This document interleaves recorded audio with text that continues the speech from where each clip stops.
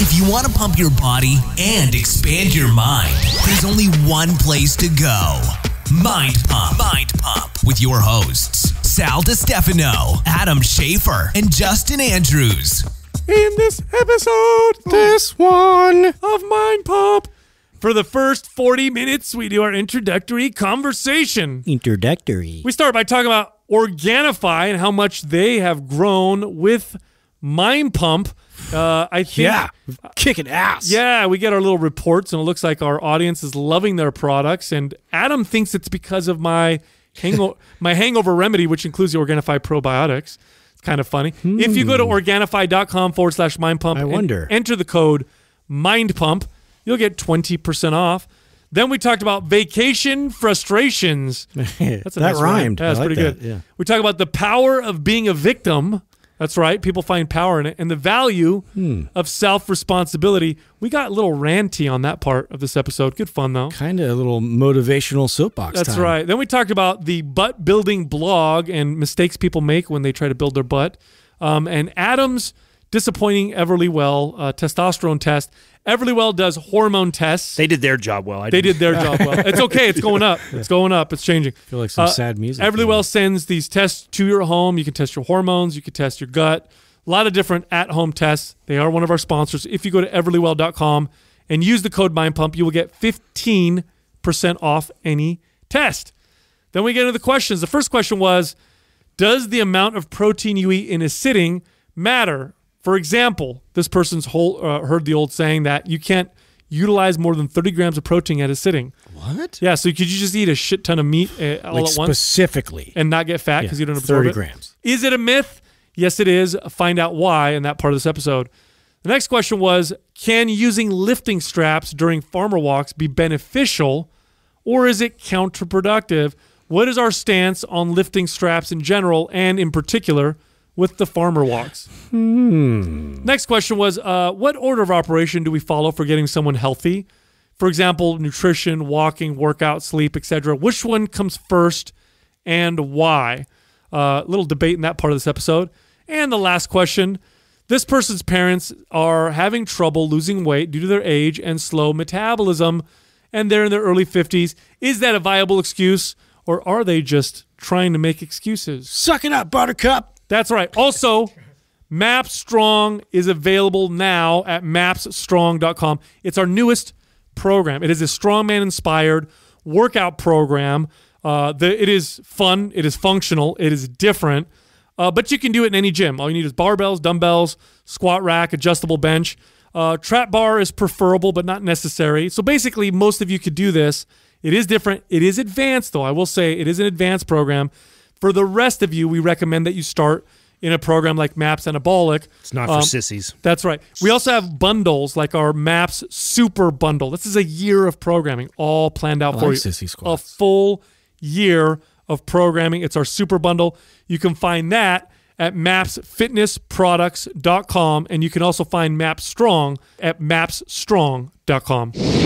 Dude, you guys see so obviously we're sponsored by Organifi. And every week we get a report on how, I guess, well we're performing. So when you have a podcast and you get sponsored, you work with sponsors. There's different ways you get compensated, and a lot of times we're competitive. Yeah, and a lot of times I'll let you know, like, this is how many people have come over to our site because of your show and this, that, and the other. Yeah. And over the period, how long have we been working with Organifi now? Almost a year. Yeah.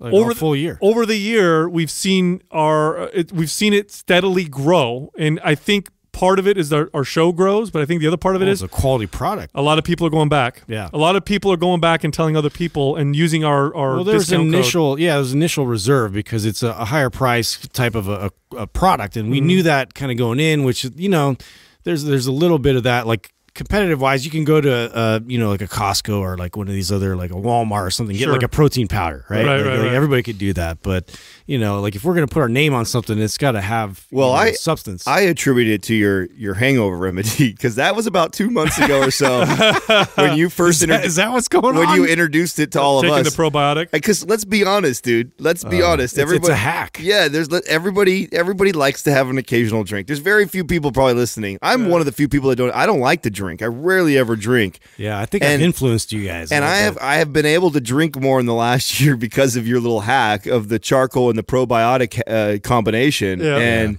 it's But we got to be careful. I don't want people to go crazy now and be like, we're honest. We just listen. You're not trying to say it's backed by science or it's fucking for sure, but it's my anecdote. It's fucking working for me. Yeah, it's true. And I've gotten DMs from people that have done the same thing, and they've said, "Fucking, it works." It's weird. Yeah, it's totally weird. And you're right, Justin. We are influencing each other, except in the bad ways. I know, right? Adam and I influenced I think it's you. good and bad ways. We influenced you because now you consume cannabis, and you influenced us, and we drink more now. What the fuck is going on? It was like 2 weeks. Way to go, health podcast. Yeah. Wait a minute, you had no cannabis for 2 weeks? No cannabis for 2 weeks. How was it?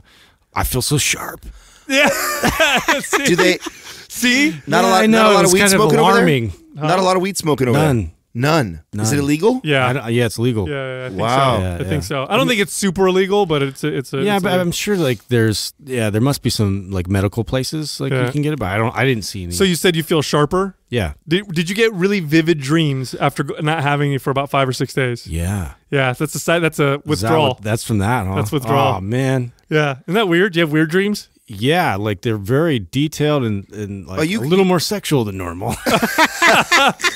Tell me about the one What with does Adam. that mean? I want to hear about the one with Adam. That one. I don't want to get into that. You know how fascinated he is. He's about here me. in the room with us. Yeah, I don't want to get into that. That's awkward. He gets turned on by those stories. It's definitely something you can overuse, and when you overuse it, you're just not as sharp. You know what I mean? You're just not. But on the flip side of that, though, like it does help me to like, if to calm down my ever spinning mind. So it's a great tool for that. Hey, I didn't get a chance to ask you because we talked about all the positive things of the trip, but normally when you travel that far, there's some frustrating shit that happens. Any fights or any fucking you didn't want to chuck your wife out the airplane window one time? Oh man, I mean, traveling that far is stressful, and being together every single day as lovey and connecty as always. Let's be fucking real. Yeah, but there's no work, no kids. It's kind of a good environment. Well, no, I'm curious. Did you have overall? It was great, but yeah, there were some little moments where we separated. We were like, okay, I'm doing my fucking thing over here. You're doing your thing. Oh, you guys went different ways at one point. Yeah, we had our own space where we were like, she was reading a book, and I was kind of like in my own space doing my own thing, and like playing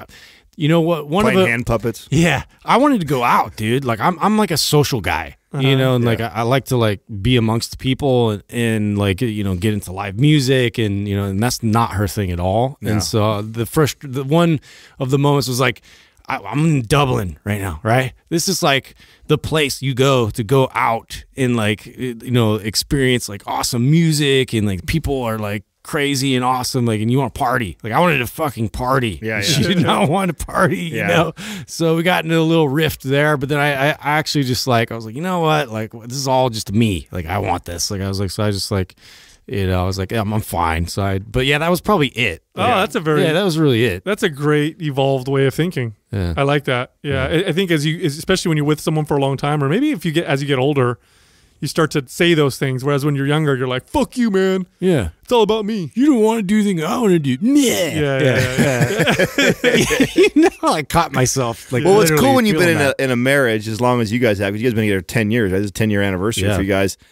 Is you start to get, and not everybody, but I think it's healthy when you see couples like yourself who can do that. Be like, hey, you know what? Like, you want to do that. I want to do that. Because I'm going to go do this and you're going to do that doesn't mean we love each other less. Mm-hmm. Doesn't mean we can't go enjoy. You know what I'm saying? We got 14 days together. Fucking one day of you going your direction and me going my direction. Cuddle the whole time. Right. It doesn't have. I think there's nothing wrong with that. Was important to me. That's security. That was important to me in my relationship is your independence. And I wanted a woman that wanted independence that way too because you valued your own. Right. Yeah, it's an important aspect of a relationship. Otherwise it's just insecurity is I think what ends up driving people to feel like they have to do everything together and they can't separate and they can't like their own things. Mm-hmm. And that's not a good thing. You don't want to, you definitely want to create an identity together as a family, but you want to maintain your own identity.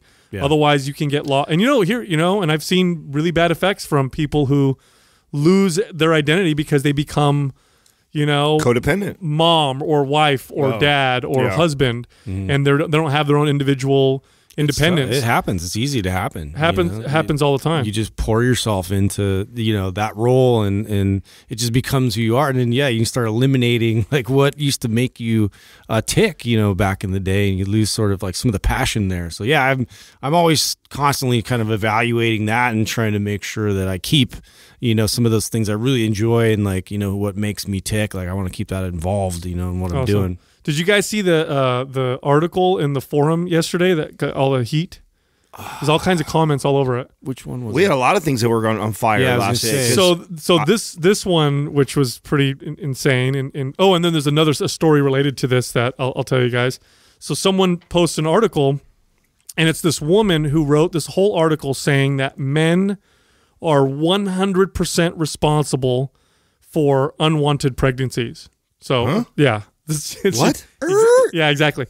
She writes this whole article saying that men are 100% responsible for unwanted pregnancies because women are only fertile so many times during the month, and men are 100% responsible for their ejaculations, and so therefore we are 100% responsible for unwanted pregnancies. And of course, it stirred up a little bit of debate. I got very irritated because it highlights and it's not because I'm a man. Anybody on our forum agree with that? We have a lot of smart people. I was going to say our forum's way too smart. There was one person that was agreeing with segments of the argument, but was also saying that it went too far. But 99% of everybody was like, "This is," and that's why the person posted it. The person posted it saying, "Hey, this is stupid. Why would you say this? You're victimizing women. You're making men the oppressor, and you're also eliminating the responsibility that a woman has for herself as well." Yeah. And this has nothing to do with two-way street. Yeah, and it irritates me not because I'm a man. It irritates me because it highlights what is happening with this victimhood mentality right now. And I had another experience in San Diego with Jessica. So we were at a restaurant and we're sitting there eating, and next to us there was these two older guys, probably in their 60s, and they were drinking wine and getting a little loud, but nothing obnoxious, or they're just having a good time and having great conversation. Well, the guy, one of the men, was talking about how his wife has cancer and how she got tested for this particular gene. I think it's called the BRCA gene, if I'm not mistaken. Maybe Doug could look it up if you have a second. It's a gene that if you have it'll say that your chances of getting breast cancer are higher. But she didn't have it, and they went back and forth, and then they got into the discussion about, I don't know why doctors tell women that they should remove their breasts if they have this gene because it's not 100%. And so they're getting this whole discussion. Well, while they're talking, it's the BRCA gene. BRCA gene. While they're talking, this girl who's maybe, 20-something, walks over to them while they're having a conversation. She goes, "Excuse me." And the guy looks at her like, "Oh, how can I help you?" And she goes, "I can hear what you're saying. I'm waiting to go to the bathroom." She's right next to them, so it's not like he's screaming. And she's like, "And I find what you're saying extremely offensive." She's like, nobody tells you what you should do with your testicles, so I don't think you should tell women what they... And the guy's like, "Huh?" And he goes, "My wife's got cancer. She's going through therapy right now. Like, I'm talking to my friend," and he's like, "Look, I apologize. I'm not trying to..." And she's fucking berating this guy. Now, Jessica is fuming. I bet she's fuming at the mouth. And I'm looking at Jess, and I'm like, just let's stay out of it for a second. Like, don't say anything. Wait. But she can't. Get her, Jess. She can't. Get her, Jess. So she says, I would totally be egging it on if I was there. So she tells the girl, she goes, "Excuse me." She goes, "He was talking to his friend. He's not talking to you. You need to stay out of the conversation." So she starts talking. The girl's friend looks at Jessica like, "We're leaving right now." She's like, "Well, you need to leave right now." And I looked at my Jess, and I'm like, "Keep it. It's all good." So this poor guy is getting hammered, having his own conversation with a girl that's saying, "You have no opinion because you're blah, blah, blah, and I'm a victim," and all blah, blah, which was insane. She leaves. When they're getting ready to pay the bill, I tell the guy, and I'm like, "Hey, man," I'm like, you weren't being offensive. You weren't that loud, and plus you're having a private conversation." And he goes, "Look, man," he goes, "I'm going through it right now. My wife's having," and I could feel this guy's pain, and I could see why he was having this conversation. Yeah. And it just, again, it's highlighting this interesting phenomena of victimization that's happening. Ugh. And, it's funny. I read an article today that talked about Carl Jung, who's this famous, psychoanalyst. He's like one of the fathers of modern psychology. And he had an experience when he was 12 where he was at school, didn't like school. He got picked on by a bully. Bully pushed him down. He lost consciousness for a second and obviously a very intelligent guy, Carl Jung was brilliant, immediately became aware that he liked the fact that he got pushed down because now maybe he doesn't have to go to school anymore. So then following days going to school, he would have these fainting spells where he would pass out and his parents pulled him from school. And then he realized he wasn't as happy as he thought without this much responsibility and this, but he would still get these fainting spells when he would apply himself. Then he was in the garden one day and overheard his dad talking to someone, and the person talking to his dad's like, "How's your son doing?" Talking about Carl, and he said, "Oh, it's really sad what's going on with him. I don't know how he's gonna be able to take care of himself with this. He's not gonna be able to support himself." So Carl Jung at that moment's like this isn't right. I need to do something about it. Went and pushed himself to study, fainted a few more times, and then it went away. And then he realized this was something that I had created within myself. And so he talks about this, how much power we give, how much power there is in being a victim, how it absolves you of responsibility, and how the author of this article talks about in today's society, how many kids suffer from things like anxiety, how many people suffer from these ailments, and how you get lots of it's a great excuse many times, and also you get lots of attention and special privileges. It can be tough, right? Did you read the article that I posted on the forum? The six ways you were raised by a toxic mother. I did. It was good. Yeah, and I think that's what happens to a lot of people, right? And that was just an example of, these are common things that you tend to have this codependent relationship. You tend to blame others. You tend to seek approval. What was some of the other ones like? What was some of the other ones that were on there? But all these are things that are really, really common that we find, and there's a lot of people that grew up in broken homes. So much of these habits and the ways that we formulate thoughts and our emotions come from these patterns that were created when we were children. And they just become solidified into adulthood, and you just think that's how life is. But what you don't realize is you've created that. Now, my mom or my parents may have been the ones that stimulated that, and then I responded, but it took me years and years of analyzing myself to unpack that and realize that's not everybody, or that's not right. This was my experience. And therefore this is how I view everything. And I think we're in this place right now where they call it locus of control. And in speaking about you in particular, Adam, you did experience a lot of difficulty, but you also adopted an internal locus of control, meaning you believe that what you do has a much greater impact on what happens to you, and that you have more power over your life than external forces. Now, some people, and a lot of people, and especially in today's society, we promote an external locus of control. You're a victim, they're oppressing you. You can't do this because you have anxiety, or because you have allergies, or because you're this skin color, because you're this gender, or whatever. And it creates this psychological phenomenon. This is, by the way, this is a real observed and established psychological phenomena that happens where you develop this what's called external locus of control, where you could have very easily, Adam, through your circumstances, developed a way of thinking where I'm a victim of all these external things I can't control, and that's just the way it is. And a lot of people do that. They don't take. They don't. Well, I think even I did. I think I did for a very long time. And I think it's even being as self-aware as I like to think I am. There's certain things that when it's been cemented into your brain that early on, it's really tough to get anyone to break that and think otherwise. I'm really excited about this interview that we have on Friday with Michael Wood, because we're going to get into some really edgy stuff. Tough subject matter. Yeah, because you have a police officer who was in Baltimore who witnessed, a lot of racism and profiling and did a lot of shady stuff as a cop, and he openly admits it and talks about it. He's a supporter of Black Lives Matter. But I have a lot of questions for him in this topic that we're talking about right now, because much of our ideas come from our own experiences, and it's really hard for people to break through that and to be able to objectively look at it and think well, maybe that's because 9 out of the 10 experiences that I had played out this way. Therefore, my brain is the way it's programmed.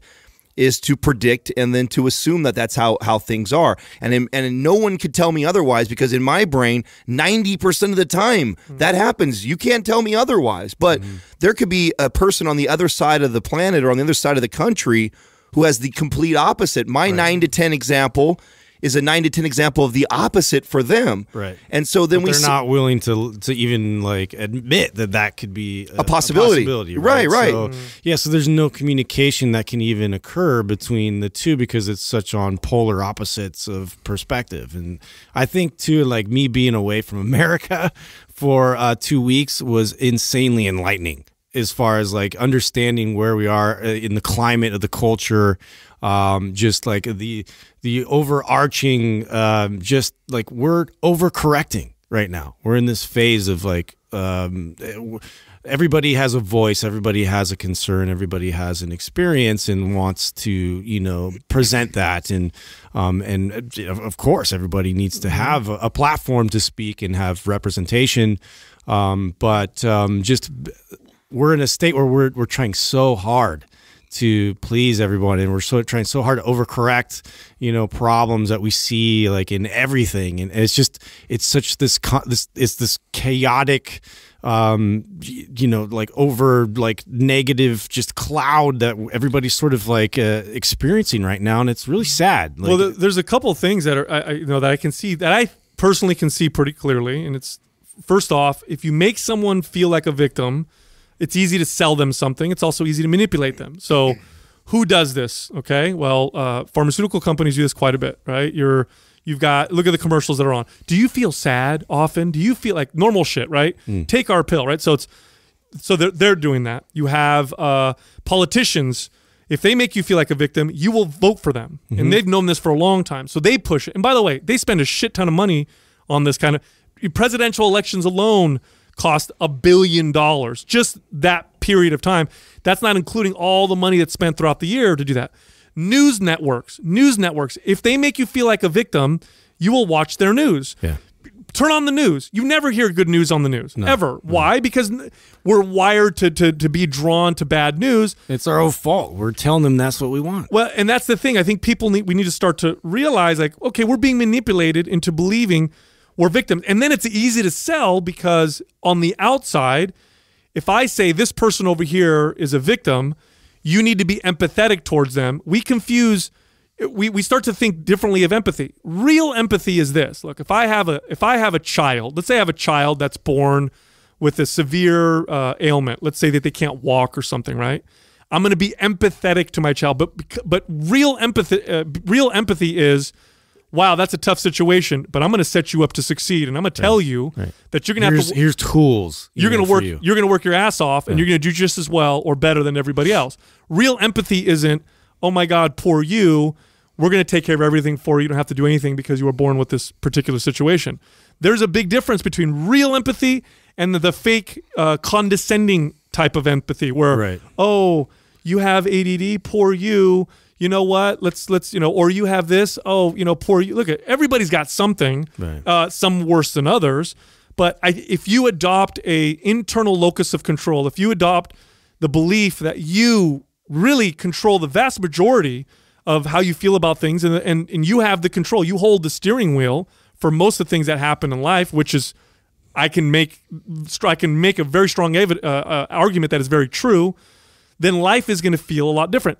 Even if it isn't true, it's going to feel different. If people in life, if all of a sudden we have the scientific breakthrough where we just discovered, oh, there is no free choice. Everything is completely predetermined. You have no control. Do you know what'll happen to a lot of people? They'll feel depressed, sad. They'll feel, nihilistic. And what's the use? What's the use, right? Even if it's true that, having an internal locus control doesn't change much for you, just believing that is better and changes how you think about things. Right. And so that's the big issue I have. So I read articles like that. I'm like, what the fuck are you guys? What do you mean men are 100%? If it's voluntary sex, you've already taken the risk. Anytime you have sex, you take a risk for getting pregnant. And it's a very strange That's a responsibility on two parties immediately just consenting to that. It's just insane to me that someone would write an article like that, and then that people would share it and be like, oh, this is this is so true. Was it a popular article? Did you tell? Oh, it's been going all over the place. Really? Yeah, it's been going all over the place. Wow. Partly because it's probably polarizing too, though. Probably because it's a shock. That's a good point. It's its own clickbait in a sense, right? So someone puts that out there because just ramping all this so high right now. Well, this is also why I think. I mean, this is the reason why I believe that Trump even got elected. I don't think he could get elected any other time, but we're in such a, we were swinging so hard left. And you could argue that we needed to. You could argue that there, 20, 30 years ago where we were at, that we were. Oh, but if we wouldn't have had, Obama would not have existed if it wasn't for Bush, and Trump wouldn't have existed if it wasn't for Obama. Right. And so. But this is why I still have a lot of love, empathy, and hope for the human race, is that what's neat is that because we're so connected and information can travel so fast, I feel like the swings happen quicker. So like in the past, like you get a president run like that, and then we have decades of like this hardcore conservatism, or you have this hardcore liberalism, and you go back and forth, and it takes decades for it to turn. Where I feel like an agenda comes out and maybe it needed to correct something and it goes too far, it's not very long before it starts to come back the other direction, before people start going, okay, yeah, I think we need to do this, but this is getting a little out of control now. And I feel like we're in that state right now, and so I don't have this alarmist type of attitude or I just think it needs to get countered. I think it is though. You know what I'm saying? I mean the fact that Trump is in presidency is enough in it being said right there. Like the guy is complete opposite. He's a wrench is what he is, and a lot of people wanted to throw a wrench into the machine. Well, my hope is in those sort of monk debates and those things that that's what I like. What's coming up is that people are willing to have like hard conversations with each other, because it's like, let's communicate. Okay, if there's problems, let's communicate about it. Let's get both parties involved. Let's not isolate and be like, you're either on this team or you're not on this team or whatever. Like, no, let's stop doing that shit. Well, America it represented for a long time this can-do attitude, this individualism. I'm an individual. I'm responsible for myself. I control the things that happen to me. It's represented that for a long time, and maybe it's starting to change, maybe not. But if it is starting to change, I think it's because we've had good times for a little while. And I think people, when we're not challenged by major things, we tend to find problems. Yeah, we tend to find things, that we think or we try to create problems or challenges.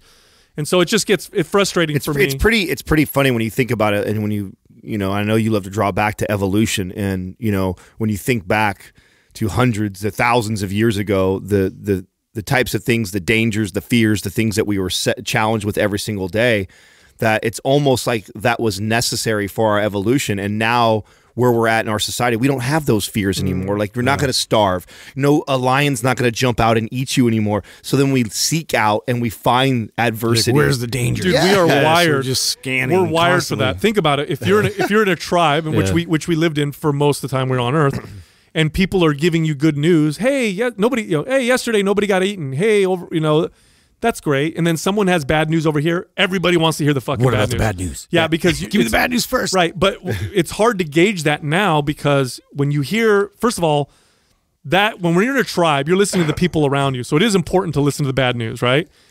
It doesn't work that way anymore. I'm watching the news for something that's happening across the world, something that's happening in another state, but my brain perceives it as right in front of me. It hasn't changed, right? It thinks it's happening right in front of me. When in reality, look, if Justin comes into me, he's like, dude, in the parking lot right now, someone just got shot. I should pay attention to that. Because it's Justin, and and you might get shot when you walk it's in outside. the parking lot. Where is this guy? Yeah, it's very different. You know what? That tree. And what's funny? You know what I really like about fitness is when they've done a couple of these polls, when they poll people who are really into exercising and working out and do it consistently, people who go in that direction tend to also have the internal locus of control mentality, and it makes perfect sense. Like people who are constantly working on themselves. Yes, people who are successful with fitness in a truest sense tend to have this attitude of, I want to develop this part of my body. I'm going to work on it, or I want to be healthier. I'm going to work on it, or I'm going to train myself to feel better.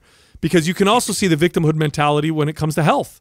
I mean, there's a lot of people out there who or feel like they're victims of, absolutely. I'm on all these pills, like nothing's working for me. Yeah. Genetics. Yeah, Genetics is against society's me. diet, Americans' diet, food cheap, shitty food is cheap and fast food is everywhere and I'm busy and I can't work out. And so they don't take that control and they just sit there and let themselves gain weight and become less healthy.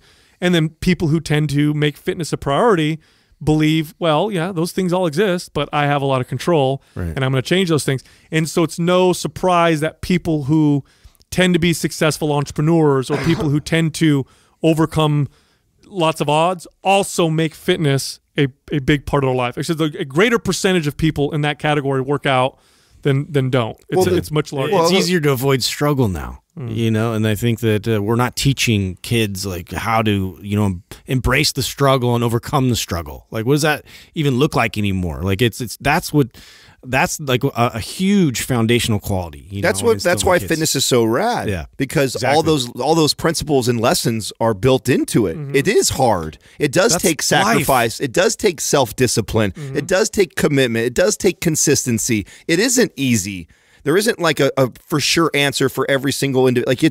That's what makes it so beautiful, is that if you take the time to apply yourself to figure out your own personal health and you keep yourself in a very fit, healthy state, what it took for you to do that, man, what the carryover and how you can apply that to everything else in life is unreal. That's why I've always fallen in love with fitness, and I always came back. No matter what other businesses I've done, I've always came back to this one because nothing has been as fulfilling as working on myself and being a healthier person. Like, that's part of my job. And the people that listen and that put that together and really put it together, really push themselves to a new level.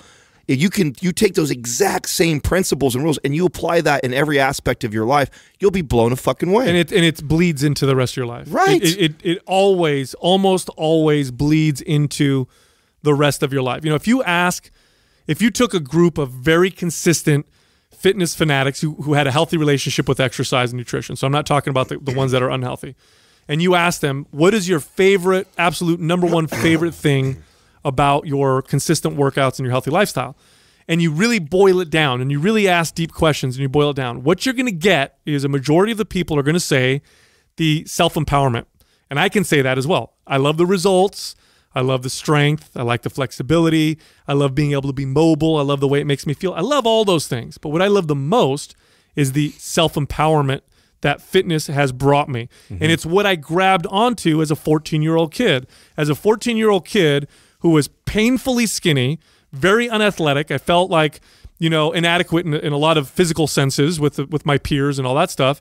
I took the attitude of, I'm going to change something. I'm going to work hard at it. And believe me, that 100% contributed to my attitude to business, to my attitude with family, to how I handled my divorce and my children and how I handle everything. 100% it taught me all of those lessons, because in that lesson of fitness, I learned after school. I used to come home from school, I'd go in the backyard. Not knowing any better, right? I didn't know that I was working out too much. I just thought I would go out there for 2 hours and I'd work out and I'd read books on it and I'd do it. And I was consistent as fuck. And I applied myself, and then I could start to see changes. And it just reinforced this attitude of, if I want something done, the best way to do it, or at least the way that that is guaranteed that something's going to happen, is if I sit down and I start to make it happen. If I sit back and wait for shit to happen, I become a victim. And I wasn't about to do that. And I think that's an attitude that, yes, there's potential for everybody. Not everybody's brilliant. Not everybody's a pro athlete. Not everybody's got a great family. Not everybody was brought up with money. Not everybody has their circumstances. But if you look at your life, you could 100% draw a line and say, here's your potential. Here's your potential for how shitty your life could be, and it could be really fucking shitty. In fact, the potential for negative is limitless. Pretty much anybody can get themselves to a point where they're suicidal if they really wanted to. And then the potential for positive. There's some limits there. I could never be a pro athlete, but could I get to a much, much higher part of my potential if I apply myself? Absolutely. I could never be a Stephen Hawking. He's a brilliant, one of the smartest men of all time. But I could definitely elevate myself to my highest potential with that internal belief of that I have that control, that I can apply those things. And I think that that's the message that we need to start fucking telling people instead of it's 100% other people's fault something happened to you. Like, come on. Right. Wow. Let's change that attitude because it's not doing anybody. What are some of the greatest lessons you think you've learned when in health and fitness and training and working out? Like right away I think of, how many times I've failed and how many times I tried to apply something in hopes that it was going to be the right direction or I would get a certain result and I didn't. I think I've learned about failure more in that than anything else. That's the lesson. Yeah. Right. Like I think where a lot of people get frustrated and maybe it's part of this victim role is, you hear on the podcast, oh, the guy said, do this, do that, do this. And then they go, do this, do that, do this. And they don't see the results that they wanted, and so fuck or them. Quick enough, right? Fuck them. Oh, they're wrong. I'm gonna go try somebody else. And it's like, no, that's not how this works. Everyone is so individual and unique that no matter what we say on here, sure, we might give you some general rules that help people out, but at the end of the day, you've got to put the work in, and failing is part of the process. Right. Yeah. And you got to be okay with that because every time you fail, you learn something new. Like, hey, that doesn't work. That's not the path, or it wasn't the result that I wanted, so maybe I go this direction. Right. So I think that was one of the biggest lessons that I learned with health and fitness. It's and constant self-assessment, and it's understanding that things might not like play out the way you want, or what you were doing was working for that one time period. Like I was 20 something years old and everything was working out great, because I was applying this specific amount of intensity. I was eating this type of food, I was in this environment. Now I'm trying to recreate that and it's not working, and why isn't that? Well, I have to like totally reevaluate now my strategy, and you have to be comfortable with like your ego in that you have to like totally start over again. And like this starting over again process and this change, which is real change. Like real change is difficult. I'm as alluring as it is to be a victim, and it is extremely alluring because you get to absolve responsibility. As alluring as it is, I'm going to tell you right now, try personal responsibility and try in the internal locus of control, because I promise you it feels a lot better. There's nothing, it is hard. I'm not saying it's easy, but it's way more powerful, and to feel empowered is a feeling that you cannot replace. There's nothing like it. And when you feel empowered, life is no longer what happens to you. It's no longer, you're not just coasting around feeling meaningless. No, you're navigating. You're fucking navigating, and even when shit goes wrong, you have that sense of, well, what else can I do? And it's a great feeling to have, and it's not something that it's something you should try, and really try it. If you're listening to me right now, listen to this podcast, and you've got, you feel like shit's happened to you. A lot of shit's happened to you. Try this mentality. Try saying to yourself, yes, a lot of things have happened to me, but I have a lot of control too, and I'm going to fucking change that and apply that. Just apply that mentality, really adopt it, and watch how it feels. Yes, you'll have more responsibility on your head, on your shoulders. Yes, you'll probably have to be challenging. You'll have to work hard. It's still going to be challenging. Way more rewarding. I just wrote a blog that talks a little bit about this, where I was looking at some statistics. I wrote a whole blog on how to build your butt. And so before I wrote the blog, I did a little research, and I saw that butt implants have grown considerably over the last 5 years. More and more women are getting butt implants, or more and more people, but definitely more women. And I wrote in the article that it annoys me a little bit, and it's not because I think people shouldn't do what they want to their bodies or because cosmetic surgery is bad. It's totally up to you. Do whatever you want.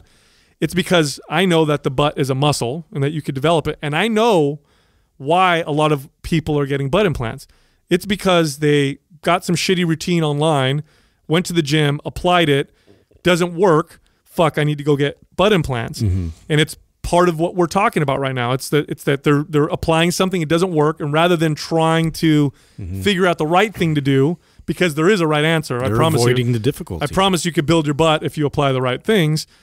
But because they try and it doesn't work real quick, they're like, I'm going to go do this surgery, which is not the easier option, by the way. It's actually a harder option. It costs more money, a lot more complications. You got to recover and all kinds of shit. I'm dealing with that right now with my testosterone. Like, it wasn't like this, XYZ, oh, do that, I'm fine, I'm good. And I treated it like that. Like, I went from feeling terrible, right? We're not, 9 months into this whole thing or 10 months into this whole thing. and, talked about those first 3 or 4 being some of the worst times literally of my life as far as like battling mental depression and trying to deal with that hormonally. And then I started to get really consistent with my training. I started using the Juve. I'm starting to do all these things that, okay, this is supposed to help me out.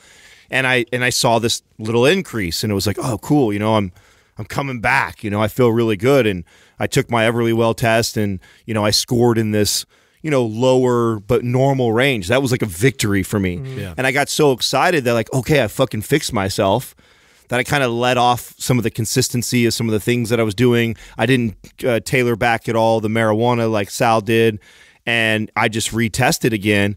And I'm like, I'm about the same. I'm like 2 points lower, but I haven't progressed. And it kind of, the first initial response when I opened it, I was depressed. I was down. I was bummed about that. I was like, fuck, I didn't fix this. And instead of just saying like, oh, fuck it, give up, I'm fucked forever, let me get back on a cycle, start taking HRT again.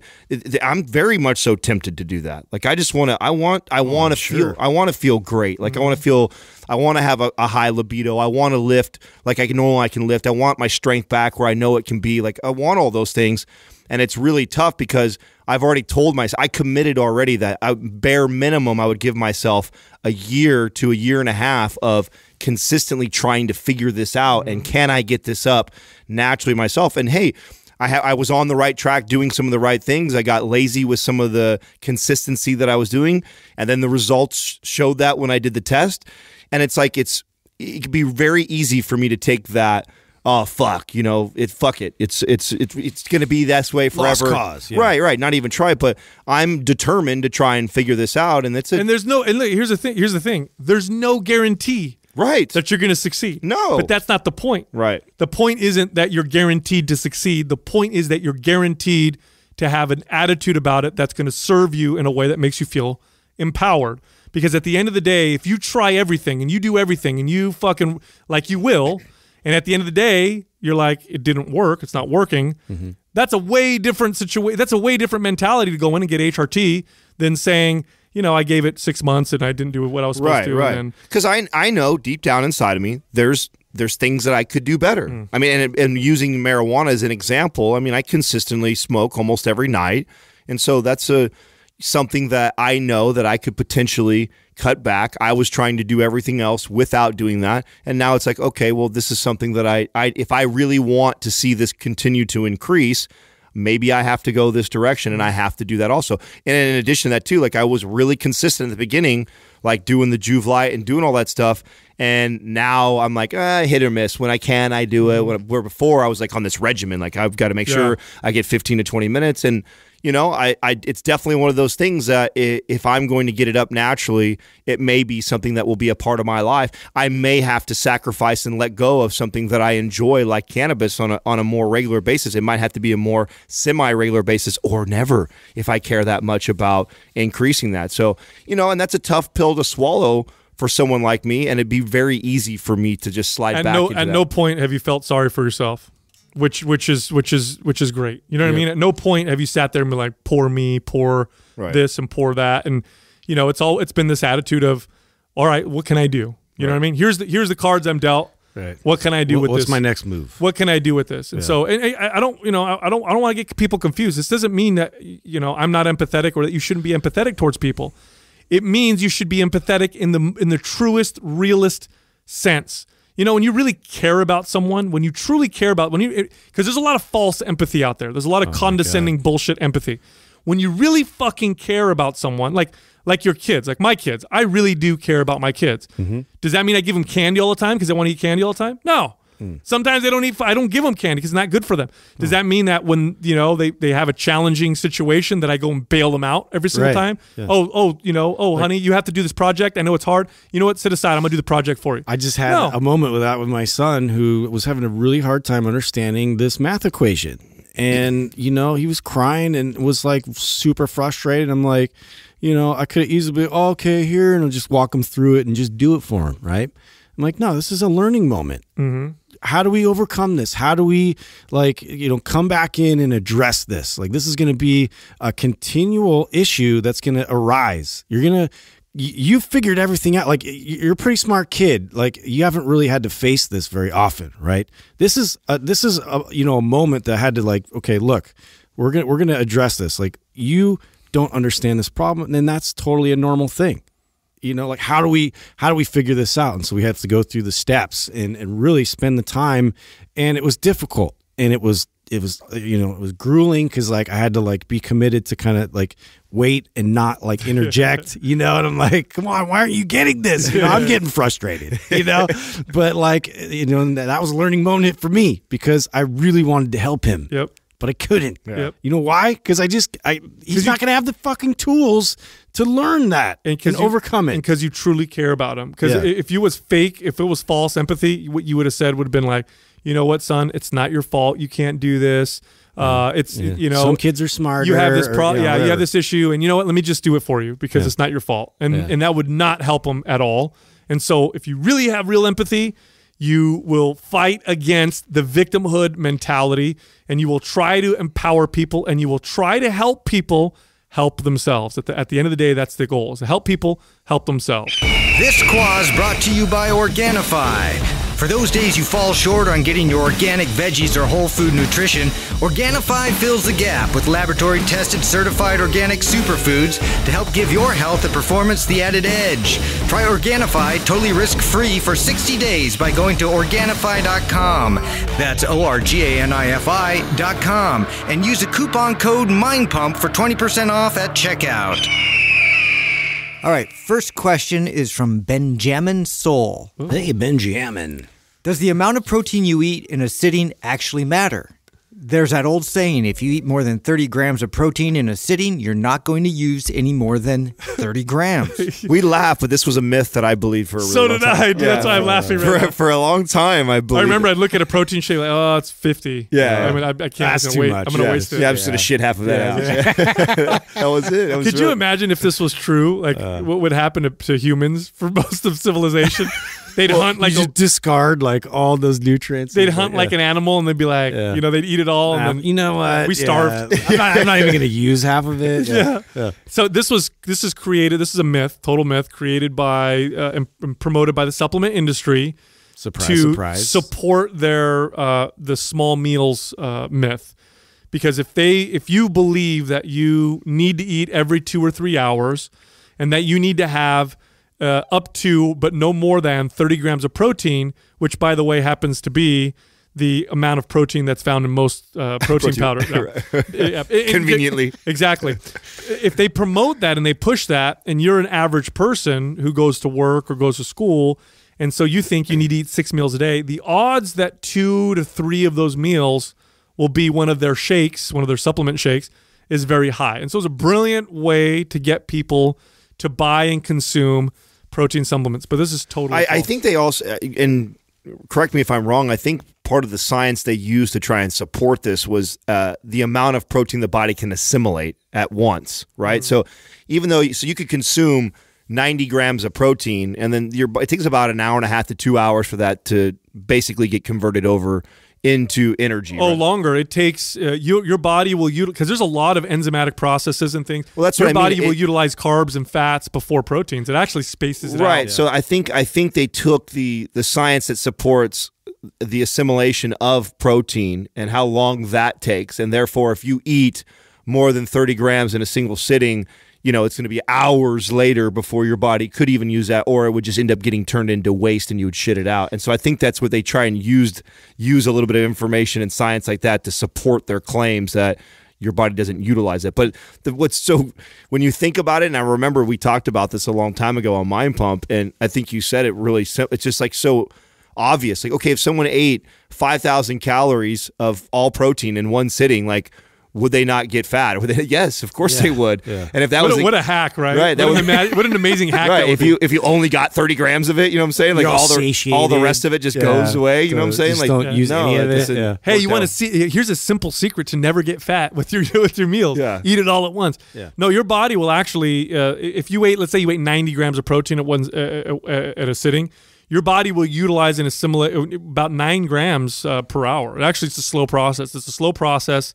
Your body breaks things down and slows it down on purpose so you can utilize it. Now, there are studies that that confirm this. There's studies that show that, eating more frequent feedings doesn't really have a huge impact on protein synthesis, and at the end of the day, doesn't impact muscle growth. In fact, they've done studies where they've taken athletes and had them eat the same amount of calories and macros and everything in 2 meals or in 4 or 5 meals. And what they found was no difference. Yeah. There was no difference in performance, muscle building. Well, this is also how I decide if I'm going to use a protein shake or not too, because I think for some, well, not for some, it's obvious, right? We've created this fake thing called time, 24 hours and a clock and think like, so we all think that like our body works on this 24-hour macronutrient clock that, I weigh 220 pounds. My body needs 180 grams of protein.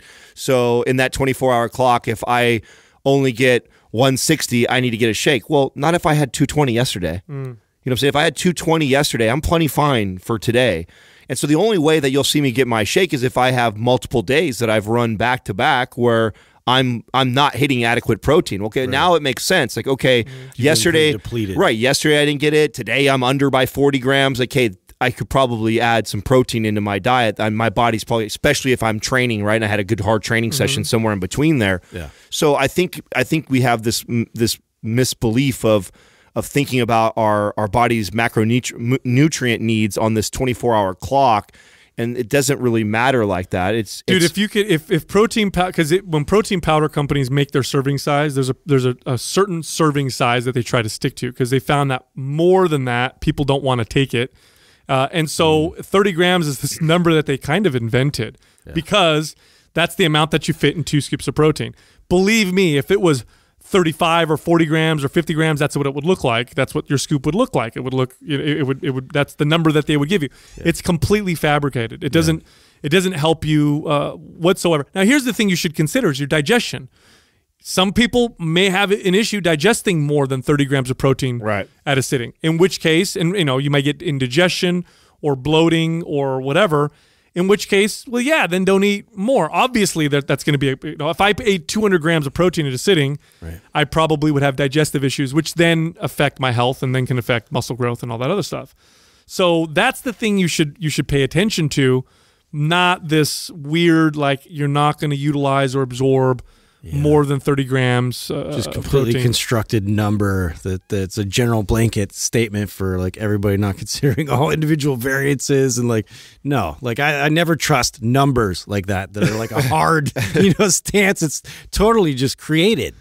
It's just created to serve. I remember reading the studies that they use to support this, and it's exactly what it's along the lines of what you said, Sal, about like your body being able to only assimilate like 9 grams of it per hour or whatever like that. So they did the math. Like, if you can only assimilate 9 grams per hour, you multiply that over the day, that means your body, and you break it down per meal, the most you could really assimilate is this much. Let's look at your workload. Let's look what you're doing. And let's look at it carries over to the next day. You know what I'm saying? Like if you ate 240 grams of protein today and then tomorrow you only eat 160, it's the average of the two. It's not a whole different day for you. It's a part of a bigger lie that continued to grow, and that's why we believed it to be truth. Because the first lie that we believed that was sold to us was you need to eat small meals throughout the day, and then they said it boosts protein synthesis throughout the day, so it builds more muscle.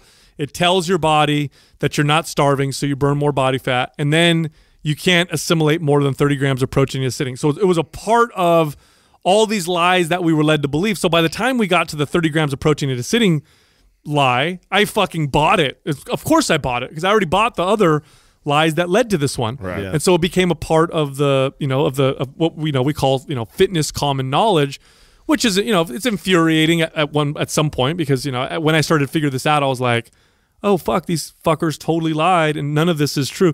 You know what's funny is that the evidence is actually counter a lot of this stuff. For example, the evidence shows that staggering your macronutrients, protein intake, having a low day and then a high day is better. Right, way better for assimilation. Right, because what they said, what they taught us, and what I believed was consistent protein intake, consistent calorie intake every single day was best. Constantly throw amino acids, constantly throw calories every single day, the same amount. So if you need to gain weight, and that means you need to eat 2,500 calories a day and 150 grams of protein a day, That's what you did every single day. Yeah. And you ate at the same times every day, and every meal had the same amount of protein, and every single meal. It was just Because consistent. they're looking at it just like as a math problem. Right. Like this is going to equate to this, and this can be this consistent, repeatable process every single time. Right, but the reality is it doesn't work like that at all. In fact, we evolved eating a lot sometimes and eating nothing sometimes, and sometimes eating a lot of carbs because that's what was around, and sometimes eating a lot of fats and proteins. And so when you feed your body, what they find now is, like, they've done studies on this. Well, they'll compare groups of people who are trying to get leaner, and they'll put all of them on a, let's say, 500 calorie deficit on average every day. And then group 1 will have a 500 calorie deficit every single day. Group 2 will stagger. So some days it's a 100 calorie deficit. Sometimes it's a 600 calorie deficit. Sometimes it's a maintenance, and so on.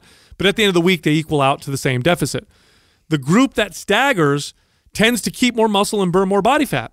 They also see this with protein. Protein, you get better spikes in protein synthesis when sometimes you have a low protein day and then you introduce more protein again. So staggering seems to be more effective than the old myth that we were, that we bought, that we were sold. Right. So that's the reality. Reality is, first of all, it's fine eating more than 30 grams of protein. Probably beneficial to do so. Yeah. It's also beneficial sometimes to eat less than 30 grams of protein. Yep. And, watch what happens to your body. Some of my best gains come from, having a high protein day after having 2 low protein days versus having the same amount all the time. Next up is Jazzosaur. Yeah. My jazz is sore. Can using lifting straps during farmer walks be beneficial, or is it counterproductive to the purpose of farmer walks? Oh, lifting straps. Oh, that's a decent question. Yeah, it's a good question. Here's my... It's definitely not. It's not counterproductive. So I will argue that.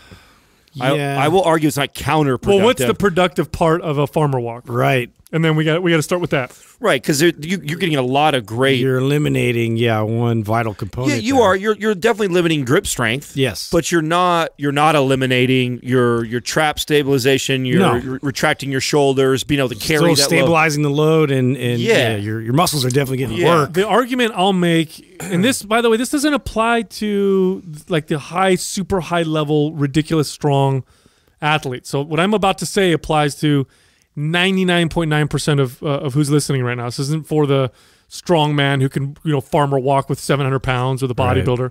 This is for everybody, including myself and including the guys in this room. And here's the thing. If you can't hold it, then you may own it. Well, you may actually be causing yourself, you may set yourself up for more risk for problems because your grip is, if it's the limit, it might be a limiting factor to protect you a little bit. Like I've done farmer walks. With Map Strong, we include heavy carries as part of the work sessions. And it was the first time I'd ever done heavy carries consistently in a workout. I've always done them, but it's always been thrown in here and there. This was the first time I did it consistently, and I got fucking great results. Yeah, I was going to say, that has to carry into, all the rest of your lifts that you did. You bench, deadlifts, like everything else had to be affected by that. I got to the point where I was doing 485-pound farmer walks with a trap bar, just my grip, and it was very challenging, very difficult.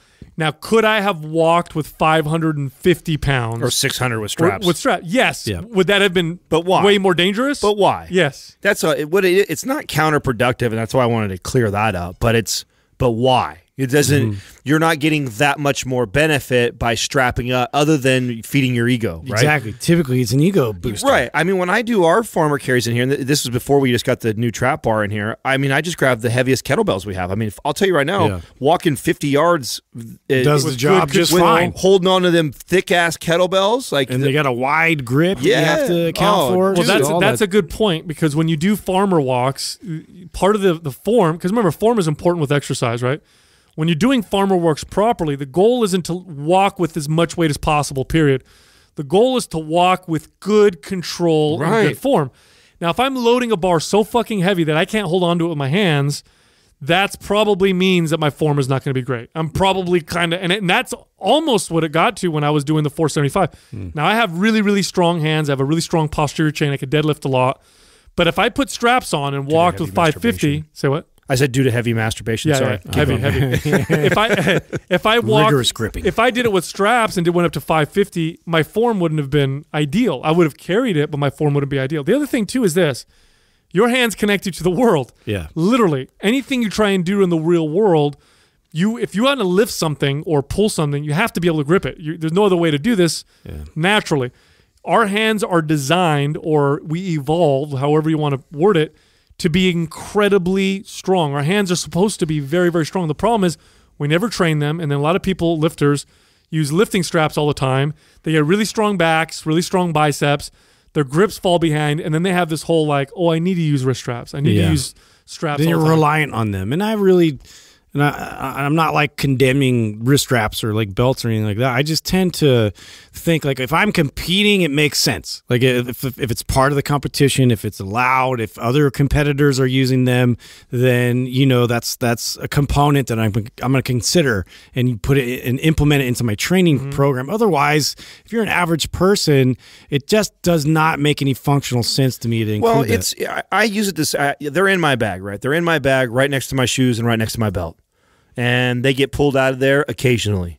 And I utilize it as this tool, and I've used it for lots of different reasons, but it's definitely not something that I want to teach myself to get used to having to use. Like, again, like the shoes, the idea is that I work on my ankle mobility so I can get in that deep of a squat. Mm-hmm. But do I still use it because I know I'm not all the way there yet? Like, I mean, if I could have a beautiful barefoot squat, there would never be any reason to use a tool like squat shoes. Mm-hmm. But because I came from so far away from that, I could barely break parallel, and it's taken me a really long time to work to where now I can ass to grass squat. But even then, I'm still not all the way where I want to be. So occasionally when I go really heavy, and it's not when I'm doing warm up or 200 pounds, when I start pressing or squatting 300 plus pounds, I might throw my shoes on, just because I'm pushing a weight that I might be compromised a little bit, and so I want that little advantage just to protect myself. See, the difference with squat shoes and a belt, though, is they offer a little bit of protection. Wrist straps don't. It's not like you need to use them to like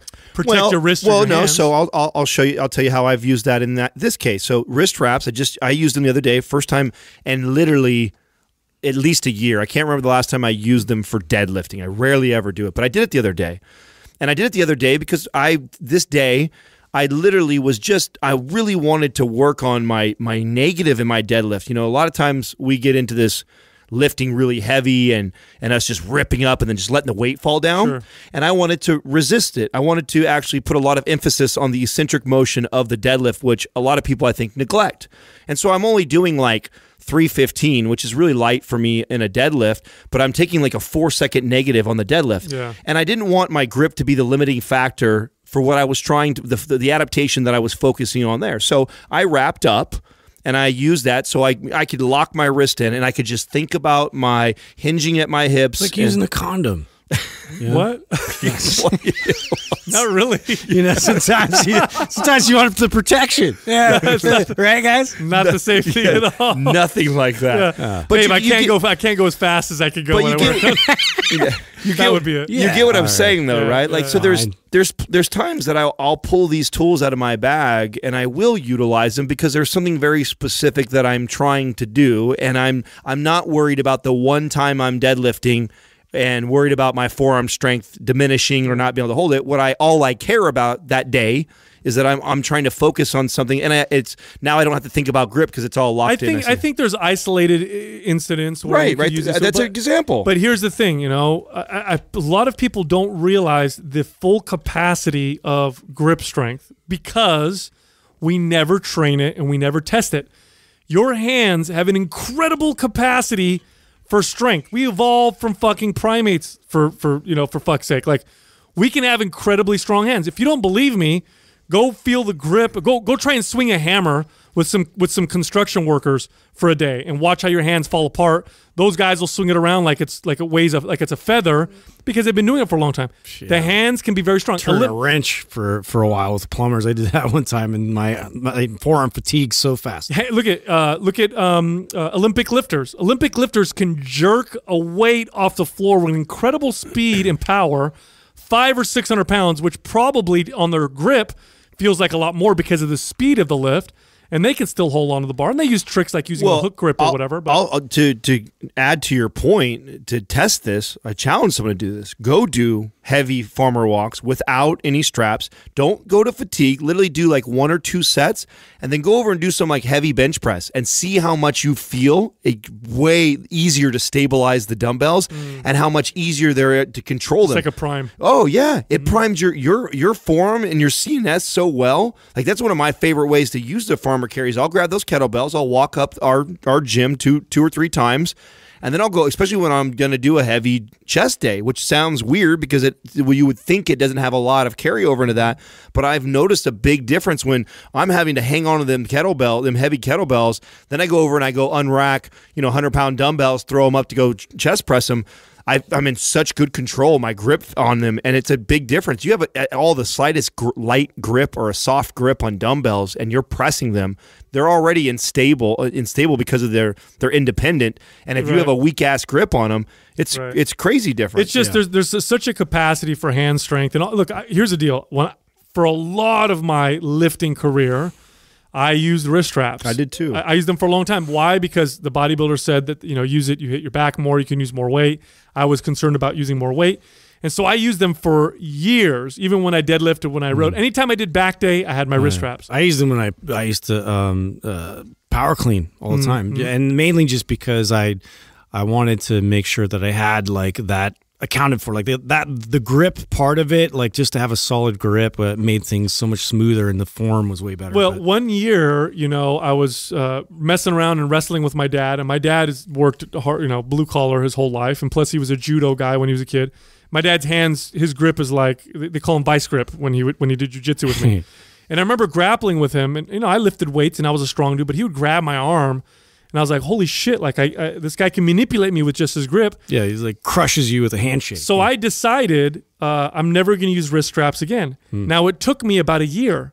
It took me a year to be able to lift what I could lift before with wrist straps after.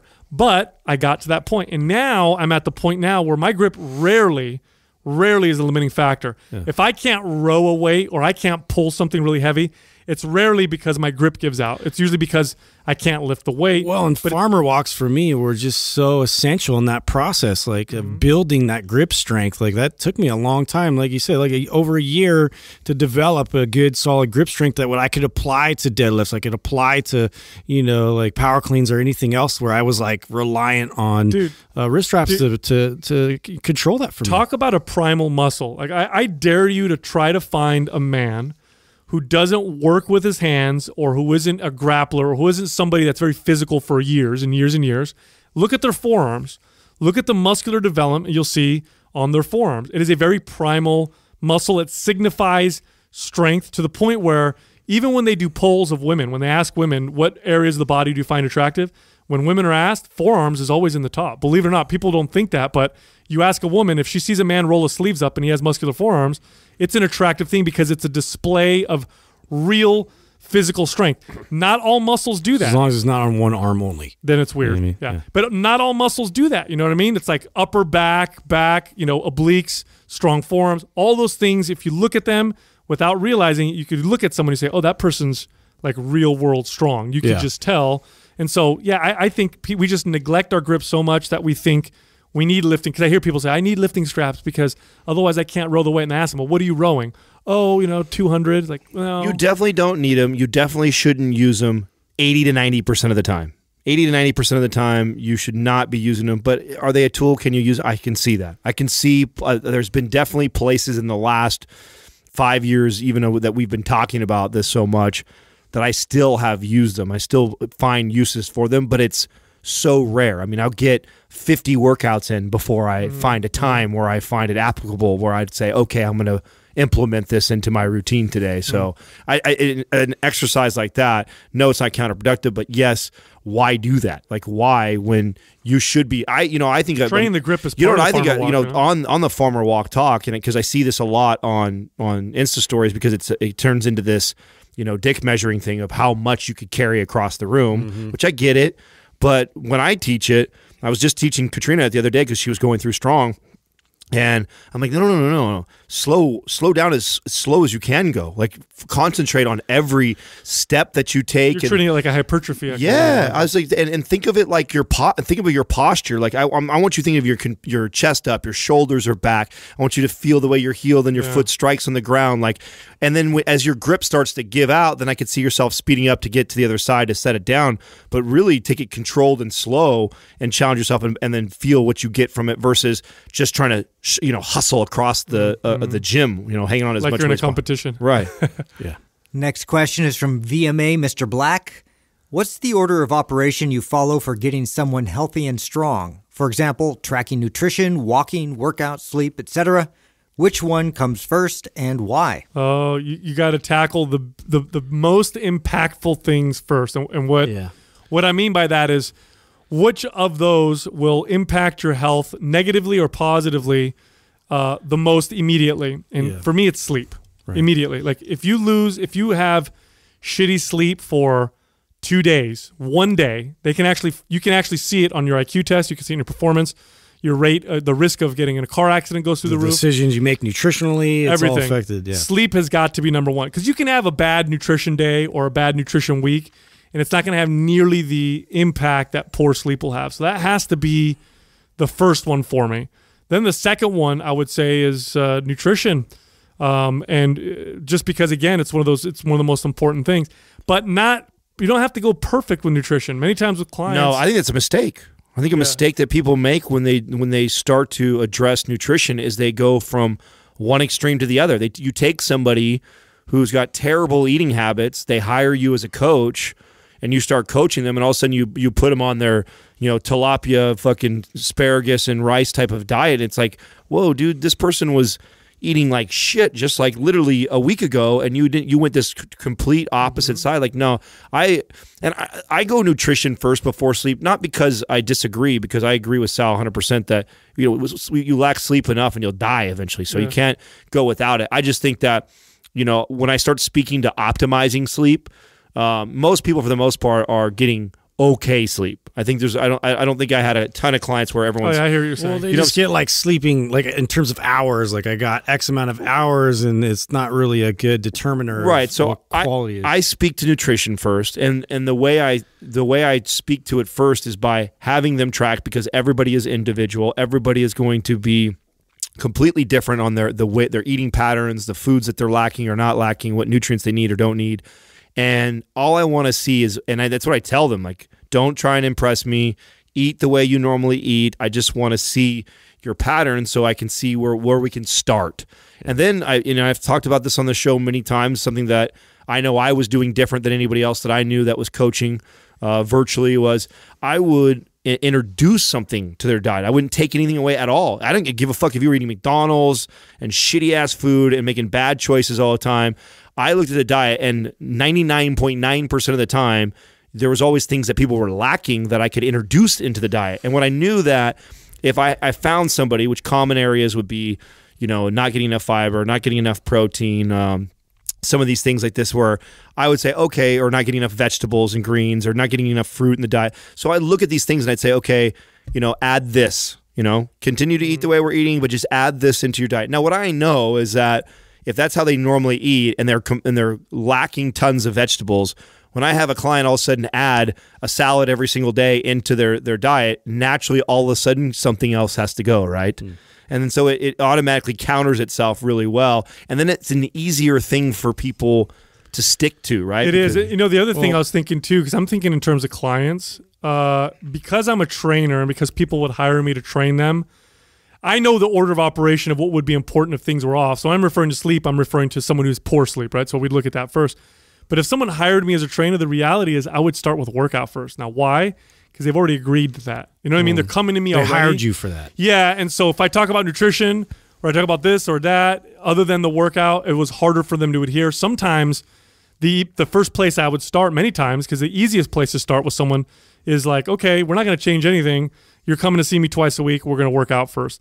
And then I would slowly, because we have to consider that too. Yeah, but if someone came to you and said, I'm a blank slate, talk to me about everything. Yeah, that's different. Yeah. Right, That's right. different. Like you're right. As a trainer, Well, and you could also consider the fact that like everybody, like you might get somebody that actually is getting decent sleep. You know, they've made these changes nutritionally, but like that they need to lift some weights, they need to move. Like movement is a little bit more of a priority versus or the other end. We just don't see it as consistently. I think that people have really mastered dialing in the nutrition and like tracking, and so that's a big one. Initially to address, but there could be people that come in where I'm like let's start this movement process. I know like your job is very limiting as far as movement is concerned, and you've already addressed the sleep and you've already addressed nutrition. So whatever has the most deficit right now is what we're going to kind of bring to the forefront. What I notice with clients mostly, and typically this is what it actually looks like. Like if we have a blank slate and people will do what I say,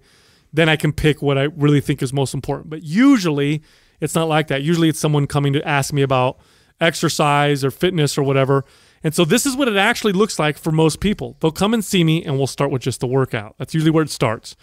Then little by little, they'll start implementing things with nutrition. Sometimes that could take a long fucking time. I've had clients where I've trained them and we'll talk about nutrition here and there, but if they're not ready and they just want to train with me, that's fine. We're just going to train.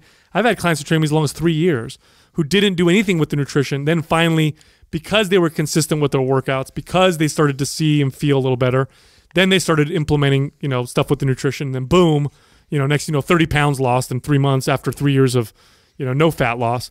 Sleep can be difficult as well, but mainly because a lot of people don't realize the importance of sleep from this particular sense.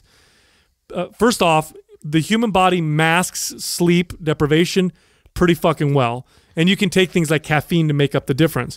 People also think that the time they go to bed is their sleep time and that's it. So I'm getting, I'm getting 7 hours or 8 hours because I go to bed at this time and I get up at this time. They don't realize sleep quality makes up a huge, huge difference. Because then you talk to them and, I wake up, 2 times every single night. Or it's one of the hardest things to coach. To get somebody to understand what that even looks like, what the ritual looks like leading into it, like, the process of, addressing, whatever it is that's like the mattress, the way you sleep, like, just like your entire routine, you're like peering into their personal life where they're more willing to kind of go into like, well, take me through a workout and let's start with that. And then, and then, because even nutrition for a lot of people is a very personal thing where it's like, we add this component of social elements. This is family time. This is this, that, the other. So to break habits that are already firmly established, I think that one a lot of times it does take a lot of pushback. But at least people know with nutrition though that I need to work on my nutrition. They know it. But Sleep's a tough one because people don't talk about their sleep being bad until it's really fucking bad. Yeah. Right. You know what I'm saying? There's definitely people who will be like, okay, I have issues with sleep. At that point, it's usually they dismiss it right away because of their work schedule. And be like, I can't fucking, this is what I have. I tell you what, man, I make it a priority. I have a sleep routine every night. When I go off of that, it's not like it doesn't destroy me. It's not like I'm ruined from it. But I can tell a significant difference. My performance, I can tell the biggest difference is my sharpness on the podcast. My cravings will change. And I'm sure if you were to test my hormones and inflammatory markers and all that stuff, you'd be able to clearly see a big difference. And it's literally the difference between me, at 9 o'clock at night, shutting the lights off, going by candlelight, or dimming the lights, wearing blue blockers, relaxing, going to bed at 9:45 or whatever, or just going straight to bed. Really, it's the difference between those two things. No, I think a lot of people are just, because I was this way for a very long time, just unaware that I wasn't getting great sleep. Yeah. Mm-hmm. You just don't know. You don't realize that you're not getting good sleep. Just like a lot of people don't think that they're eating that bad. Yeah. A lot of people just don't, because what is bad? What's bad sleep or what's bad food? Like you don't necessarily. They don't have anything to compare it to. Yeah, and you don't know what optimal looks like. You've never actually fed your body what it really wants and needs. You think you avoid bad food, so therefore you think you eat well. Well, no, that's not true. Just like because you sleep at night and you get X amount of hours or whatever, you think you sleep great. Like, no, you probably don't.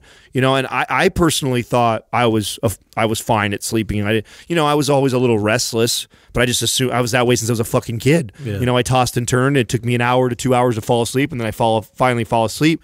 But I never ever prioritized it and thought like, okay, well, maybe there's a reason why that is. Maybe this sitting on the computer or being on my watching TV till 11 o'clock at night or playing video games like I used to do as a kid right before I go to bed, like maybe that has something to do with that. Like I didn't ever put that together, and it never felt like it was hindering me that much that I needed to address it. And then all of a sudden you put a little effort into that, and you go, holy shit, you wake up and you get, and I used to hate mornings. I'm still not a big morning fan, but a lot of the reason why I hated mornings is getting out of bed was just, I was groggy, always groggy, and had a hard time getting up. But I just, again, figured that's how I've always been. Mm-hmm. So I think a lot of people, when it comes to nutrition, I mean, all of these things, right? Nutrition, workout, sleep, they're just unaware that they are not doing what's optimal for you. Just because you go to the gym and you lift weights doesn't mean you're optimizing. You're not doing the best thing potentially for you. That doesn't, just because you go to sleep at night doesn't mean that you're optimizing it. So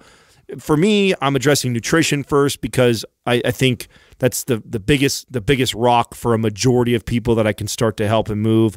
And then after that, I'm probably talking towards the sleep to make sure that we're getting it.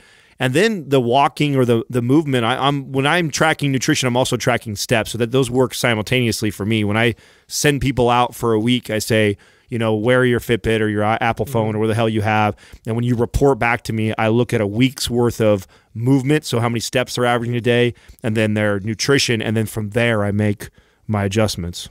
Next question is from DH Bodybuilding. My parents say they have trouble losing weight due to their age and slow metabolism. They are in their early 50s. Good question. Yeah, this is cool. This is the age reason, or the age excuse. That's a very, very common one. Now, does your body's potential for performance, muscle gain, and fat loss decline as you age? Yes, of course it does. As you age, your body does lose its potential for its performance, for how strong and limber and mobile you can be. And all that stuff. With that, though, I want to say that the same token, you can get better year over year. Oh well, you could be somebody who at 40 you were better than 30, and at 50 you were better than at 40. You can, but let's say you're maximizing your potential the whole time, it'll decline. But here's the point that I was going to make. Yeah, who the fuck is doing that? Yeah, but the difference between us, hopefully, I think, but the difference between you and your peers in your same age group, the chasm between the two of you becomes massive as you age. So I'll give you an example. Like, you get a 20-year-old that's fit and watches their diet and takes care of themselves. Just go to a reunion. Yeah, exactly. You compare that 20-year-old to another 20-year-old who doesn't really exercise, doesn't really take care of themselves that much. Not a big difference. Whatever. There's a difference, but it's not huge. You do it with a 50-year-old, and they don't even look like they're in the same age category. You do it with a 70-year-old, and it's the difference between I can't take care of myself and I'm completely independent and I can do everything for myself. So it makes a tremendous difference. Whenever people ask me, am I too old to work out? Am I too old for this? I say you're too old not to. As you get older, it becomes that much more important and makes a tremendous, tremendous difference. Now, as far as potential is concerned, it definitely changes, but the potential's still very, very high. And like Adam was, I think what you were alluding to, somebody who's 50 who takes care of themselves, like Doug, is in better shape, better mobility, better strength, better performance than someone who's 30 that just goes to work every day and comes home and sits on the couch. Absolutely. I could take somebody who, and because this is common, let's be honest, there's not a lot of people like ourselves now. I mean, we're the minority of, right? When you look at the general population, most people spend a majority of their life not working out. Yeah. So I would get somebody in their 40s that would say, they would hire me just like this, 40 or 50 years old, and they'd be like, Adam, I know that I can't look or feel like I used to in my 20s. And I'd stop them like right away. Like, I mean, no, it's not true. Like, you haven't been working out or training. Like, you played sports when you were 20, you're 17 or whatever, like, and you haven't done really anything since then. Oh, just hang on. I'm going to put you in some of the best shape of your life right now. Because if I can strength train you and get you eating correctly, even at 50 years old, I can put yourself in a metabolism that is far healthier. I mean, you take something. Let's figure this out like mathematically, right? So, if you're take this person who's 50, because let's take your parents and maybe my parents here, who my parents are in their 50s and they really have never really consistently exercised or worked out. My mom's done maybe a 2-month stint in her life multiple times, and that's it, right? Maybe walking and restricting from food is the most dieting she's ever done, but she has never really strength trained. I've never been able to really get her to do that. If she actually hired me and I actually trained her to do that, I guarantee that I could, if she did that with me for at least 6 months to a year of weight training and dieting, I could put her in the best physical shape that she's ever been in her entire life. In her 50s. In her 50s. Yeah. And now, and so to your point, Sal, you're right. Like you can't, if you take someone like us who's been weight training for years and years and years and dieting years and years, yes, as age goes on, naturally things are going to slow down and decline a little bit. But that's not most people. Most people that say these things are the people that haven't been training forever, and now they're looking at it like, well, fuck it, I'm already 50. Right. You know, why go back and try and fix all this? And the most important form of exercise for people as they age is weight training, by far. It's the only form of exercise that directly combats what happens to your body as you age. If I were to make a list of all the ailments that tend to happen with us as we age, loss of mobility, loss of strength, loss of bone density, injuries, that kind of resistance training combats all slow metabolism, all that stuff. There's a lot more to address the further you push it out, right? So like the more time under your belt of like solidifying all these patterns and habits and lifestyle things that you've done like year after year after year, and like now you're just addressing this, like there's going to be a significant amount of time to really like attack all these different variables you've accumulated just over like this time span. So yes, it is going to be easier for somebody younger to achieve this like physical peak that they can get to versus somebody like later on that has established like shit patterns. But on the same token, it's not a lost cause. Every bit of an improvement from there is an improvement, going forward. My most consistent clients always were people who were a little older. So if, when I'd get a 20-something-year-old that would hire me, it was very rare that they'd stay with me forever, even if money wasn't an issue. When I'd get a 60-year-old that would hire me, I think there's definitely the disadvantage of age, but there's the advantage of wisdom. They would see the benefit. Plus, they would listen to the trainer much better than somebody who's young. They'd feel the benefits, and then it became a part of the routine. Like, 2 days a week, I go see Sal. He trains me, and this is what happens. And they were very consistent. And I think it's always a good time to start working out. But if you're in this age group, it's the best time because you don't have time to lose, and things will start to catch up on you. And man, I can't stress this enough. You will separate yourself from your peers so much. And I'm seeing this now. I'm 39 years old now, and I remember I've been working out since I was 14. And I remember, my family members that were right around my age, and as we got older, I was a little bit more muscular, a little stronger, all that stuff, of course, because I worked out. But it wasn't this huge difference. Oh my God, now when I'm around like family members who are like 39, I'm looking at these dudes and I'm like, wow, you fucking, it's really, now there's a big difference between us because now I'm fit and you've got a gut and you've got back and knee pain. Yeah. You know what I mean? Now you're complaining about your back and you have to go take time off of work because of it. It was kind of hilarious when I played in that scrimmage game, for football, and I'm 38, but this was like last year, and just seeing everybody, I was like, I kind of knew ahead of time, obviously, like there's going to be a lot of out of shape guys and people that haven't really been physically active or moving, and the movement and just the way people moved was so substantially different. And then there would be like a handful of guys. There'd be like maybe 4 or 5 guys out there that like really maintained and kept up their physical performance. And it was great to see that because it stood out like fucking nothing I've ever seen, dude. And unfortunately, like thankfully nobody got really, really hurt. But like there was one guy that got hurt and tore, his ACL and all this in the game. But it was, it's hilarious because going back and like looking at just a scrimmage game or something, maybe like 10 years ago was like insanely different. Yeah. Strength too, strength makes such, what I love about strength, and fighters will say this, by the way, if you talk like to boxers, they'll say the last thing a boxer loses as they age is their power. Like they'll lose their agility, their speed and that kind of stuff.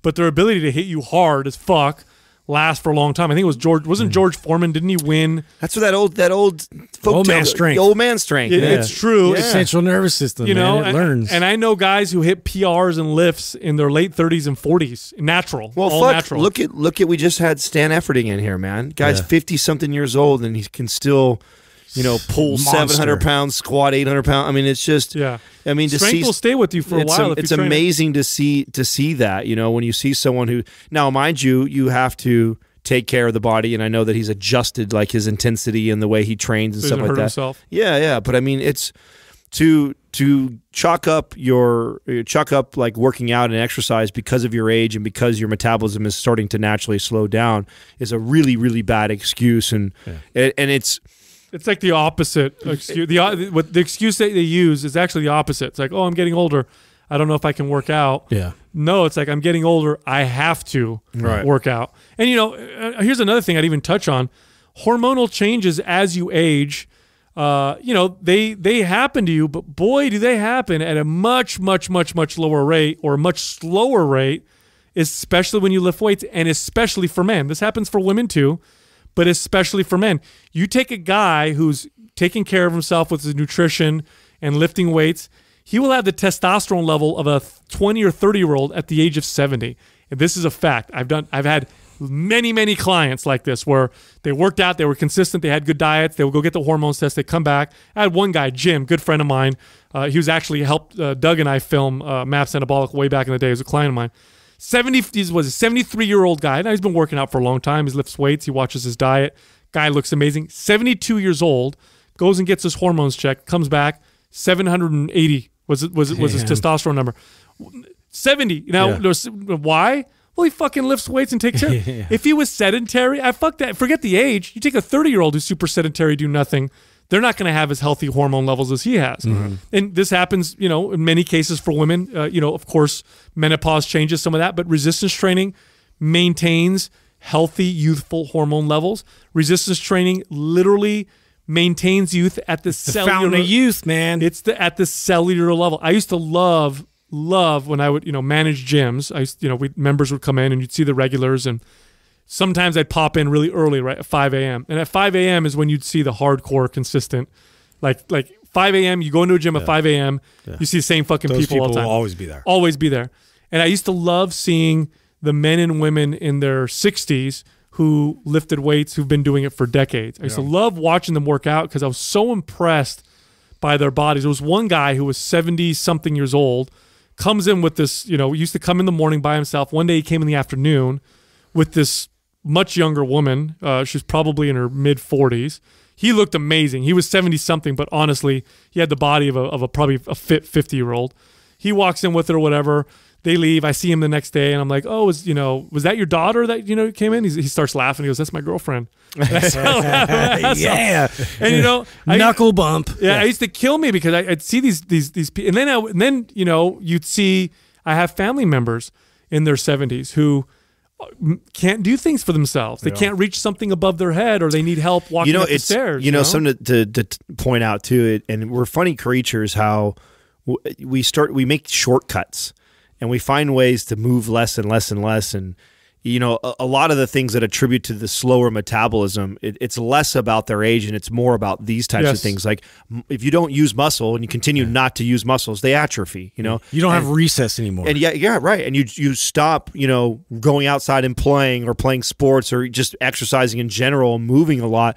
It normally blows me away when I get one of these clients that are in their late 50s or 60s to start tracking their movement. It's like, dude, they are like moving. It's like weird how we're wired. It's effort, right, to get up and go walk and do this stuff. Like, and you've learned, especially if you're 50, 60 years old, you've learned how to do it with the least amount of resistance. Like, so you take the least amount of steps. Yeah, you've become very, very efficient, which can end up being very counterproductive for somebody who's trying to build muscle and build a metabolism up. And before you know it, they're taking 1,500 steps, 2,000 steps a day total, and they're not lifting or exercising. They're not getting themselves even fully erect and into good posture and even using any of their posterior chain to hold them upright. And so they're just rounding their bodies forward and closing up tighter and not moving. And that's really what attributes to this more than anything else. One thing that happens, especially in advanced age, is when you stop being active, your body retreats very quickly. That's something you want to keep in mind. And I witnessed this personally twice, where I'd have a client who was in their 70s. One of them was in their 80s. And, where they had to stop working out for whatever reason. One of them injured themselves, had to take time off, and then never came back. and another one, their daughter was paying for the training. Daughter decided she couldn't afford it anymore, so I didn't see them anymore. But I'd stay in contact, and the decline in their health was so fucking rapid when they stopped working out. It was alarming. One of them, I had trained her for years, and I know I've told the story several times on the show. I could tell little signs. She was in her 80s, and there were little signs of dementia here and there, which she'd tell me the same story twice within the workout. Just little tiny signs, and if you knew her well enough, you could tell there was something going on there. But it wasn't anything that like crazy or dramatic, and if you guys met her for the first time, you wouldn't even know. Well, she ends up hurting herself and has to take a bunch of time off, is bedridden. Their family doesn't hire me anymore. She ends up hiring a nurse full-time. I ran into her something like 6 or 8 months later. She didn't recognize me. And I had trained her for 3 years. Didn't even recognize me. Didn't know who I was. Just a rapid decline. Very, very rapid decline. So I guess at the end of the day, here's the advice to your parents. Go lift some weights. Most important thing they could possibly do. High priority. For themselves. And with that, go to mindpumpfree.com. We have a bunch of free guides available. Some of them tell you how to train your arms, your legs, your butt, your calves, your midsection. There's something, I think there's 11 or 12 guides on there right now. mindpumpfree.com. Thank you for listening to Mind Pump. If your goal is to build and shape your body, dramatically improve your health and energy, and maximize your overall performance, check out our discounted RGB Super Bundle at mindpumpmedia.com. The RGB Super Bundle includes MAPS Anabolic, MAPS Performance, and MAPS Aesthetic. 9 months of phased expert exercise programming designed by Sal, Adam, and Justin to systematically transform the way your body looks, feels, and performs. With detailed workout blueprints and over 200 videos, the RGB Super Bundle is like having Sal, Adam, and Justin as your own personal trainers, but at a fraction of the price. The RGB Super Bundle has a full 30-day money-back guarantee, and you can get it now plus other valuable free resources at mindpumpmedia.com. If you enjoy this show, please share the love by leaving us a 5-star rating and review on iTunes and by introducing Mind Pump to your friends and family. We thank you for your support, and until next time, this is Mind Pump.